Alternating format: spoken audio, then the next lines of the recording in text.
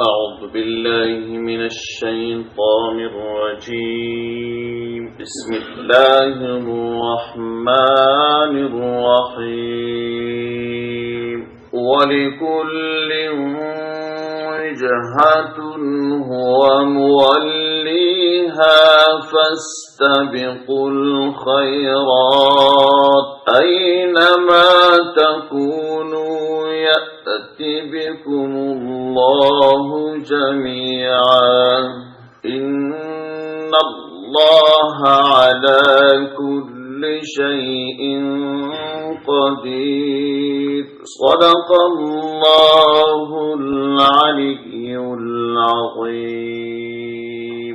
البقرة سورة آيات نمبر یوسلو التسلویشتم. فدی آیات کریمه او راتلون کو څو نور آیاتونو کی رب عز وجل د قبله د اړول کېدو حکمت بیانوي او د جنو هغو کسانو بدی بیانوي چې د پیغمبر صلی الله علیه وسلم سره مقابله او بدبینی د حسد پر بنیاد باندې و نه د حقیقت د پیدا کولو او د حقیقت د لاسته راوړلو پر بنیاد. په تورات کې رب عز وجل و خلکو ته هدایت کړی و د ابراهیم علیه السلام قبله به مکه او کعبه وي او د عیسی علیه السلام قبله به شرق طرف وي او د یهودیانو یا د موسی علیه السلام قبله به بیت المقدس وي.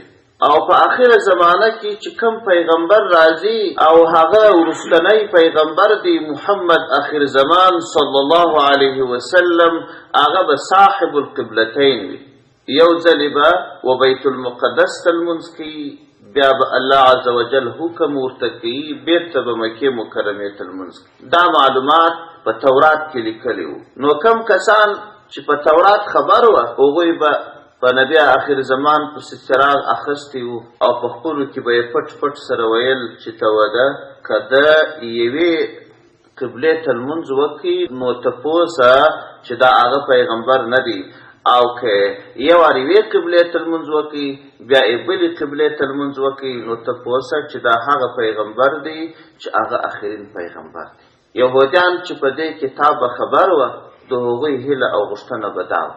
کم کسان چې مشرکان و یعنی دا چې بت پرستان و د هغو هیله به دا وه که دا پیغمبر و کعبې ته لمونځ وکړي نو موږ ته به ډېر محبوب سي او د عیسویانو هیله به دا وه چې دی که زموږ قبلې ته لمونځ وکړي موږ ته به ډېر محبوب سي. دا هر یوه د ځان دپاره جلا جلا هیله او تمنا درلوده.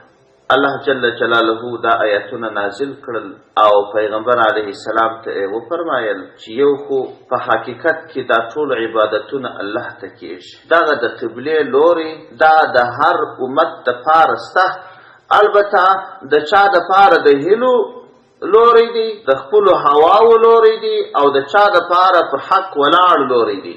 ولکل وجهه هر امت ته هر جماعت ته هرې ډلې ته یو لوري د عبادت سته. البته د ځینو دپاره دا قبله دا پر حقیقت ولاړه وي لکه الله جل جلاله چې د دې امتونو ترمنځ تقسیم کړي دي او د چا بیا خپله تمنا وي خپله هوا وي خپله غوښتنه وي چې زما دغه طرف خوښ دی ګرد خلک دې زما د طرف پایبندي وکړي ګرد خلک دې زما د خبرې پیروي وکړي. دا خو د خلکو ترمنځ تقسیم دی چې الله کړی دی. څوک پر حق ولاړ دی څوک پر باطل ولاړ دی مګر په تاسو کې کمال دا دی چې نیک کارونه په دې کې یو تر بل سره وړاندې سي. دا کمال دی. دا کمال نه دی چې د خلکو د هواو تابع سي.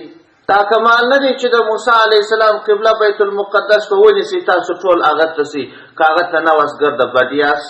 یا د عیسی علیه السلام د امت قبله مکانا شرقیه شرقي لورې ونیسي هغه طرف ته سي. یا د ابراهیم علیه السلام قبله کعبه و ټول هغه طرف ته سي. اصلا الله عز وجل هر امت ته جلا جلا قبله ورکړې ده و دې پیغمبر ته دوې قبلې ورکړې دي. ستاسو کمال دا نه دی چې یا دې قبلې ته سه یا دې ته سه یا دې ته سه. ستاسو کمال دا دی چې تاسو په نیکو کارونو کې یو تر بل سبقت وکړي. هره قبله چې ستاسې دپاره الله ټاکلې ده تر ټولو وړاندې د هغه حکم ومنئ. درته ویې ویل چې کعبې ته لمونځ کوئ بس ټول یو دم هغه ته مخان راواړوئ. بیا چې حکم درته وکړي چې بیت المقدس ته لمونځ وکړي یو دم هغه ته مخان واړوئ. بیا چې بېرته حکم درته وکړي چې راواړئ کعبې ته بېرته مخ دې طرف ته راواړوئ. دا کمال دی. دا نه دی کمال چې د موسی علیه السلام قبله چیرې وه موږ هغه طرف ته لمونځ، د عیسی علیه السلام قبله چیرې وه، د ابراهیم علیه السلام قبله چیرې. نیک کار څه دی؟ د الله عز وجل د لورې څخه مأمور به حکم چې هر حکم وو د هغه پیروي کول، د هغه تابعداري کول، دا نیک کار. دا د خلکو هیلې و ارزوګانې چې وبه کاشکې زموږ به قبلې ته لمونځ کولی، کاشکې زموږ قبلې ته لمونځ کولی. بل به هم ویل د دې خلکو خبره رد کړل. اصلي موضوع اصلي ګټه څه ده هغه الله بیان کړه. ځکه الله جل جلاله فرمایي ولکل وجهه، هر امت ته، هر جماعت ته، هرې ډلې ته یو لوري د قبلې سته، هو مولیها، هغه لوري د دوی د عبادت دی، د جماعت د دغه جماعت قبله ده. فاستبقوا الخیرات، فستاسو یو تر بل وړاندې سي، یو تر بل په نیکو کارونو کې سبقت سره وکړي. په نیکو کارونو کې یو تر بل سبقت کول دا کمال دی. اوس نو دلته د دې فاستبقوا الخیرات حکم چې الله کړی دی په دې کې دوې خبرې شته. یوه خبره دا ده چې کله د یو نیک کار ضرورت سي، هر مؤمن مسلمان په زړه کې دا تمنا کوي وای کاشکې دا کار ما کړی وای. که ځای د خدمت راسي، که ځای د صدقې راسي، که ځای د جهاد راسي، که ځای د روژې راسي، که ځای د لمانځه راسي. مثلا یو عالم یو حدیث بیان کی د یو خاص لمانځه د فضیلت چې دا ناست مؤمنان وي د هر یو په زړه کې دا تمنا سي کاشکې تر ګورته مخکې ما کړی وای چې دا فارغه سم اول به دا لمونځ کوم. یا د یو روژې فضیلت بیان، یا د دې ضرورت سو چې یو نفر جهاد ته ولاړ شي څوک حاضر دي. دا هر کس دا فکر کوي وای کاشکې ما انتخاب. او یا ځای د دې پیدا سو چې د دغو نه پیسو صدقه د څوک حاضر دي. دا هر یو په خپل زړه کې دا تمنا وي وای زه حاضر یم کاشکې دا زما پیسې قبولې کړي. یا د خدمت ضرورت دی، دا هر یو دا خپل زړه کې تمنا وکړي چې کاشکې ما د خدمت لپاره انتخاب کړي. همدا سبقت دی د نیکو کارونو یو د بله. دغسې سبقت الله عز وجل وای وکړي. دا یو مطلب. دوهم مطلب دا دی چې عبادات فردیه چې د الله د لورې څخه لازم دي هغوی په هغه اول وخت کې وکړي. د مثال په ډول کله د لمانځه وخت راغلی د سهار لمونځ تاسو یو تر بل سبقت وکړي. یو تر بل سبقت نو داسې کېدلی چې د مازې وخت داخل سو بس اول ته لمونځ وکړه. روژه راغله تر ګردو مخکې ته ځان ورته تیار. مسجد ته تل راشي تر ټولو مخکې ته ځان ورته تیار. زکات فرض دی چې دا مازې وخت افرس سو ته مخکې ځان ورته تیار.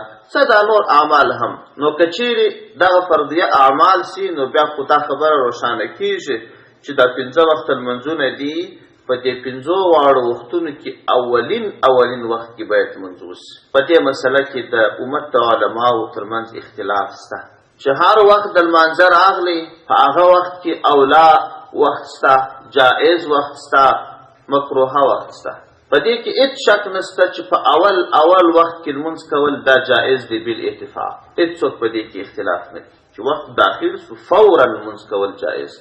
او دا چې افضل وخت کوم دی په دې کې زموږ د سیدنا امام ابو حنیفه رحمه الله مذهب دا دی وای د سهار په وخت کې به تاسې سپینوالی کوئ. ښه رڼا سپینه سوه او سپینوالی غالب سو پر توروالی باندې تاسې د سهار لمونځ کوئ دا افضل وخت.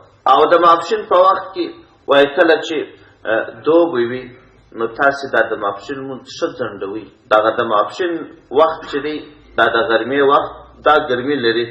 کله چې هلته دغه ټاکنده غرمه خلاصه سوه د مازدیګر خوا راځي یا ورځ تر دې نیمایي ور واوښتل یو قسم شمال پیدا کېږي. تر دغه وخته د ماپښین لمونځ ځنډوئ هغه افضل وخت. او د مازدیګر وخت بهترین وخت هغه دی. اول وخت یې نه دی بهترین افضل بلکې چې لمر تغیر نه یې خوړلی. د لمر تغیر دا دی لمر ته چې د ورځې په جریان کې سړی وګوري نسي ورته کتلی سترګې پر برېښي. او مازدیګر چې د لمر لویږي تر دې یو څه مخکې که سړی ورته وګوري د لمر داسې کمزوري سوی وي چې سړی ورته وګوري بیا سترګې نه پر برېښي. داسې وخت د مازدیګر لمونځ وکړي چې د لمر تغیر لا نه وي خوړلی، لا هغسې تیز وي، هغسې پړکنده ځلا وي وي لکه د ورځې چې ته ورته وګورې سم نسې ورته کتلی، دغه مازدیګر به هم داسې وخت لمونځ کوې چې دا سترګې دې پر برېښي سم نسې ورته کتلی. او د ماښام په وخت کې اول وخت بالاتفاق افضل دی، او د ماخستن وخت چې دی هغه بیا ځنډول تر ثلث اللیل پورې، شپه 3 حصې که د اوله 3مه حصه د دې اخرې ته د ماخستن لمونځ ځنډول د افضل. دا بیا بله خبره ده چې علماو دغه افضل وخت ټاکلی دی او پر دې هره خبره باندې حدیث دلیل پیشي. نو که چیرې د دغه فرضیه اعمالو خبره سي نو فاستبقوا الخیرات، تاسو په نیکو کارونو کې یو تر بل وړاندې سي په هغه افضل وختو کې، نه په مطلق وختو کې. مطلق وختو کې خو نو کسي نو بیا خو باید اول وختو کې دې لمونځونه وکړي. او که چیرې فاستبقوا الخیرات نیک کارونه، نیک کار په افضل وخت کې لمونځ کول، روژه نیول، حج ادا کول، دا ځینې مطلوب. او الله جل جلاله فرمایي که دا خلک دا خبره کوي چې قبله نه ولې اوښتې او راوښتې ده، ولې د جماعتونو او د امتونو ترمنځ الله تقسیم کړې ده. الله عز وجل فرمایي اصلا الله عز وجل هر ځای سته، لکه مخکې چې د آیت کریمه تیر شو. الله جل جلاله فرمایي اینما تکونو، هر چیرې چې تاسې یاست، یأتی بکم الله جمیعا، په تاسو باندې به الله راتلل وکړي، په ټول به الله را جمع کړي. ان الله بشک الله پاک چې دی علی کل شیء پر هر شی باندې قدیر، فتوانا دی، پر قادر دی.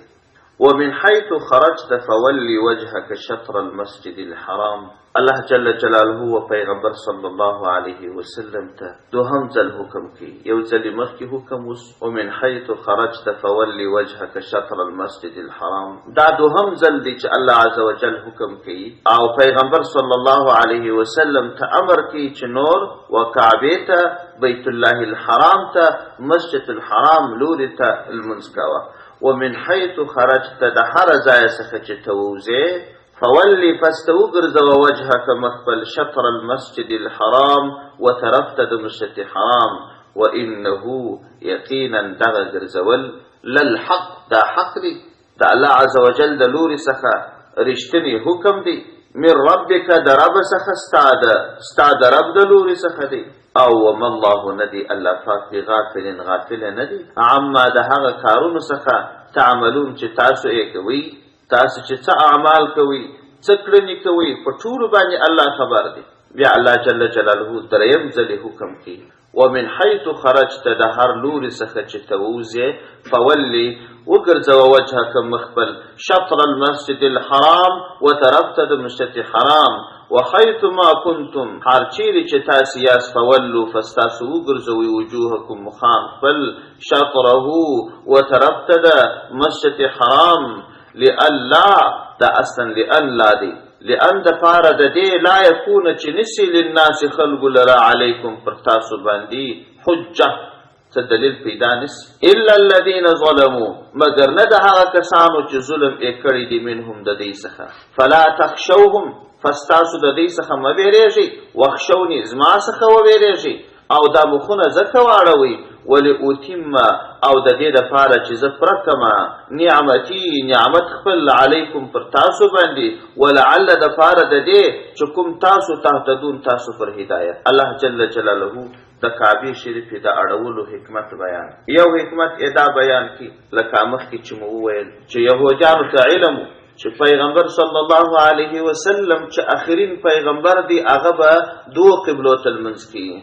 کله چې پیغمبر صلی الله علیه وسلم بیت المقدس ته لمونځ وکړي 19 میاشتې، بیا د الله جل جلاله د لوري څخه حکم ورته وسو چې ته کعبې شریفې ته لمونځ کوه. د دې لپاره هغه خبره ثابته سوله چې موږ به وګورو چې 2 قبلو ته لمونځ وکړي نو هغه اخرین رښتینی پیغمبر دی، او کې 2 قبلو ته لمونځ ونه کړي نو هغه پیغمبر نه دی. الله جل جلاله فرمایي وایي چې ما تا ته حکم وکړي چې کعبې ته لمونځ کوه و بیت المقدس ته نور لمونځ مه کوه. د څه دپاره؟ لئلا یکون للناس علیکم حجه، د دې دپاره چې د دې خلکو حجت او دلیل پر تا پیدا نسي. کتا یوازې بیت المقدس ته لمونځ کولای، کتا یوازې کعبې ته لمونځ کولای، یهودیانو به ویلی چې دا هغه محمد اخر زمان صلی الله علیه وسلم نه دی، ځکه هغه صاحب القبلتین وي، دا خو یوې قبلې ته لمونځ کوي. د دې هغه حجت او هغه دلیل چې پر تا یې درلودي هغه حجت او دلیل نور ختم. لئلا یکون د دې دپاره چې نسي للناس خلکو لره علیکم پر تاسو باندې حجت دلیل، مګر ځینې کسان بدبختان به بیا هم بیا به هم دغه خبرې کولې چې او وای دا نو څنګه شو، یوارې بیت المقدس ته لمونځ کوئ اوسې قعبې ته المخ راواړوئ. نو که بیت المقدس قبله وه نو اوس بیا کعبې ته ولې لمونځ کوي؟ که هغه قبله نه وه نو هغې چې 18 میاشتې لمونځونه کړي دي هغه لمونځونه یې څنګه شوه؟ دا نور انبیا چې که بیت المقدس ته لمونځ کوي د هغو لمونځونه نو نه دي صحیح. دا کژې وژې خبرې به ځینو خلکو کولې، دوی هم د تورات په دې حکم خبر وه، مګر بیا یې هم دا دلایل نبي علیه السلام ته ویل او بیا یې هم نبي علیه السلام ته دا کژې وژې خبرې کولې. دا کم کسان وه؟ الا الذین ظلموا، مگر حجت د هغه خلکو پاته و ظلمو چې هغو ظلم کړي منهم د دې څخه. هغه کسان چې حق ته تسلیمېدل د هغو خو څه حجت پاته نه شو. دوی په تورات کې لیدلي وه چې محمد آخر زمان صلی الله علیه وسلم به صاحب القبلتین وي، د هغو دپاره هېڅ حجت پاته نه شو، هېڅ دلیل پاته نه شو. یوازې چا ته دلیل پاته شو؟ الا الذین ظلموا، یوازې هغه کسانو ته چې هغوی ظلم کړي و منهم د دې څخه، حق ښه ورته معلوم و، دا ښه ورته معلومه وه چې پیغمبر علیه السلام به صاحب القبلتین وي، بیا به هم دا خبره کول چې یا نو خو باید د یوې کعبې ته لمونځ وکړي، یوې قبلې ته لمونځ وکړي. دا څنګه خبره ده چې یو ورځ یوې قبلې ته لمونځ کړي، بله ورځ بلې قبلې ته لمونځ کړي؟ د دغه ظالمانو چې حق به ور معلوم و تر پښو به یې لاندې کوي، سترګې ور پټولې، یوازې دوی ته نو دا څه چونو چرا پاته شو، بل چا ته خو نو نه ده پاته. او الله جل جلاله بیا و مؤمنان ته تسلیت ورکوي، وایي دا ظالمان به پر تاسو غالب کېدلی نشي. فلا تخشوهم، د دوی څه مه بیریږئ، واخشوني زما څه وبیریږئ. دغه ظالمان چې حق پټوي، حق ښه ورته معلوم دي، د حق د معلومتیا سره سره بیا هم دا تجباسي کوي، د دې بیا پروا نه لري. فلا تخشوهم، د دوی مه بیریږئ، واخشوني زما څه وبیریږئ. زه څه درته وایم؟ او بل حکمت د دې کعبې ولوري ته د عبادت کولو دا دی، کعبه دا پر مخ د مځکې تر تمامو ودانیو افضل ترینه ودانۍ ده. د مسجد الحرام مځکه دا پر مخ د مځکې تر ټولو مځکو بهترینه مځکه ده. الله فرمایي وایي زه غواړم ای زما بندګانو چې تاسو بهترین امت یاست او په بهترین عبادت و داسې بهترینې ودانۍ ته مخ کړئ. ولأتم، او د دې دپاره چې زه تام کم نعمتي خپل نعمت علیکم پر تاسو باندې، داسې چې دا چې تاسې زه په بهترین عبادت کې د بهترینې ودانۍ ولوري ته تاسې متوجه کوم چې دغه افضلې ودانۍ ته لمونځونه وکړي. دا یو نعمت دی، زه دا نعمت پر تاسې تاموم، تاسو ته دا امتیاز درکوم. ولأتم نعمتي، او د دې دپاره چې زه تام کم پوره کم خپل نعمت علیکم پر تاسې باندې. ولعل دپاره د دې چې کوم تاسو تهتدون، تاسې پر هدایت سي، او هغه حقیقي وروستي دین چې تر ټولو دینونو افضل ترین دین دی، د هغه دین پیروان جوړ سي. ځکه مې دا قبله در بدله کړ. کما ارسلنا فیکم رسولا منکم یتلو علیکم آیاتنا ویزکیکم ویعلمهم الکتاب والحکمة ویعلمکم ما لم تکونوا تعلمون. د البقره سوره په 126 نمبر آیت او 129 نمبر آیت کې حضرت ابراهیم علیه السلام دوی دعاوې کړې وې. په 126 نمبر آیت کریمه کې حضرت ابراهیم علیه السلام دا دعا کړې وه چې یا الله دغه کعبه دا یو داسې ودانۍ جوړه کې او دا د کعبې شریف شار دا د امن شار جوړ کې. تاسې یې فرمایلي وه وَإِذْ قَالَ إِبْرَاهِيمُ رَبِّ اجْعَلْ هَذَا بَلَدًا آمِنًا وَارْزُقْ أَهْلَهُ مِنَ الثَّمَرَاتِ مَنْ آمَنَ مِنْهُمْ بِاللَّهِ وَالْيَوْمِ الْآخِرِ. تا یې ویلې وه چې الله دا شار د کعبې دا د امن شار جوړ کې او د هر لوري څخه رزقونه ورته راوړې. یوه یې دا دعا کړې او په 90 نمبر آیت کریمه کې بیا دا دعا کړې وه. د دعا الله را نقل کړې وه ربنا وابعث فيهم رسولا منهم يتلو عليهم آياتك ويعلمهم الكتاب والحكمة ويزكيهم انک انت العزیز الحکیم. یا الله دغه د مکې ښار چې دا د امن ښار سي، دا د رزقونو ډک ښار سي، بل نعمت دا ورکړه چې د دې مکې په خلکو کې داسې یو رسول ولېږدوه چې د دې مکې د خلکو له قومه وي، دوی ته ستا آیاتونه، ستا د لورې څخه راغلي آیاتونه تلاوتوي او دوی ته کتاب و حکمت شي، د دوی تزکیه کړي، داسې یو رسول پکښې ولېږه. الله جل جلاله د ابراهیم علیه السلام دا دواړې دعاوې قبولې کړلې. مکه مکرمه د امن ښار کې او د رزقونو ډک ښار کې د دنیا د کونج کونج څخه خلک ورته راځي. او دا دوهمه دعا دا هم الله جل جلاله په دې آیت کریمه کې یادوي، وایي دا دعا هم الله قبوله کړه. دغه آیت کریمه چې الله فرمایي کما ارسلنا فیکم رسولا منکم، دا د ابراهیم علیه السلام د هغه دعا د قبلېدو خبره الله کی. وایي چې ابراهیم علیه السلام څنګه دعا کړې وه چې په دې مکې مکرمې په ښار کې یو پیغمبر پیدا کړه، هغه دعا الله قبوله کړل. الله جل جلاله په دې کې پیغمبر ولېږي، کما ارسلنا لکه چې الله ولېږدوي فیکم په تاسو کې رسولا یو رسول چې هغه محمد صلی الله علیه وسلم منکم ستاسې د جنسه ستاسې د قوم څخه و، تاسې پېژندي، یتلو چې لوستل علیکم پر تاسې باندې آیاتنا آیاتونه زموږ د الله د لورې څخه چې د قرآن عظیم الشان کوم آیاتونه پر ده باندې نازل سوي وو هغه یې تاسې ته تلاوتول. ویزکیکم او ستاسې تزکیه یې کول د باطني او ظاهري امراضو د شرک و کفر او ګناهونو څخه تاسې پاکولاست. ویعلمکم الکتاب تاسو ته قرآن در زده کاوه، والحکمت حکمت یې در زده کاوه، ویعلمکم او تاسو ته یې ښول ما داسې څه لم تکونو تعلمون چې ستاسو زده نه وه، نو تاسې څه وکړئ فذکروني زما ذکر وکړي، اذکرکم زه به ستاسې ذکر وکړم، واشکرو لی زما شکر ادا کړي چې دا دومره ستر ستر نعمتونه مې در کړي دي، ولا تکفروني تاسې کفران او ناشکري د نعمتو مه کوئ. او بل ځای کې الله جل جلاله فرمایي ولئن شکرتم لازیدنکم، که تاسو شکر ادا کړئ زه به د نعمتونه نور هم در زیات کړم، او که یې کفران وکړي نو بیا زما عذاب ډېر سخت. بس په دې کې الله جل جلاله د ګټې خبرې د ګټې لار وښودل، که دې خوښه ده ګټه دې خوښه ده، د ځان په خیر و شر پوهېږې او د ځان په ګټه خوشحاله، همدا لاره ده، همدا رسول د الله نعمت دی. بس د همدې رسول د دین پوره پیروي وکړه، بس په نعمتو کې د ځان غاښ. سبحان ربک رب العزة عما یصفون وسلام علی المرسلین والحمد لله رب العالمین.